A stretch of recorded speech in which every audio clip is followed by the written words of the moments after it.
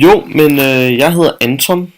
Øh, jeg er 19 år gammel, og jeg er fra 95, simpelthen bedste årgang nogensinde. Ja, nogensinde. Øhm, men jo, jeg kommer her fra Nuuk. Ja, jeg er grønlænder. Det kan man nok ikke så godt se på min pleje hud, men jo, jeg er grønlænder. Øh, jeg har boet 7 år i Danmark af mit liv, inklusivt efterskole. Det var specielt.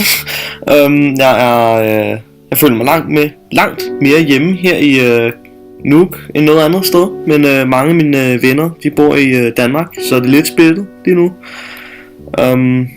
Jeg er jeres elevrådsformand, hvis I ikke skulle have lagt mærke til det. Go mig.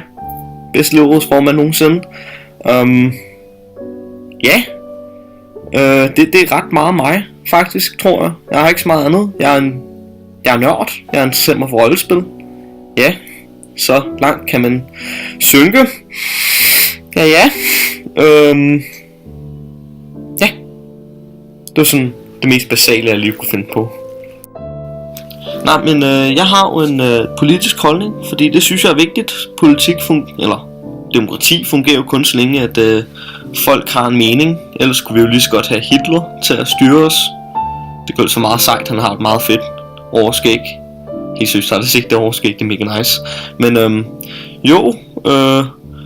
men helt seriøst, jeg synes det er vigtigt. Altså, mest på at hvorfor ikke have en holdning? Altså, det giver ikke så meget mening at være ligeglad.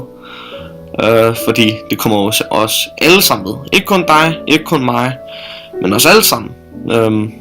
Vi kunne lige så godt hedde Rødelander i stedet for Grønland eller et eller andet. Så altså, jeg synes bare det er vigtigt at have en holdning om alting, og altid prøve at engagere sig for hvad der sker rundt omkring en. Fordi ellers er man en tart. Ja, en tart.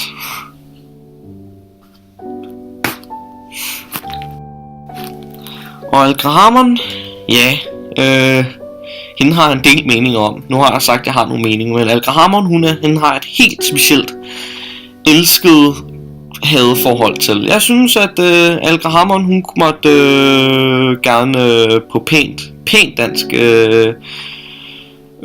dø lidt.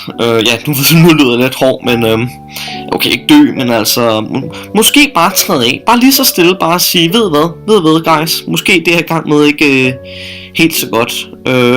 Og dig der, Lars Emil, stop med det der nye parlamentsbygning. Helt seriøst, bare stop det. Bare gå i seng, please.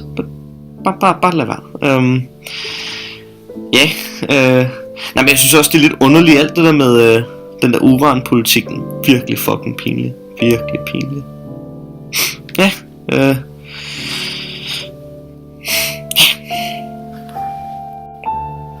Hobbyer.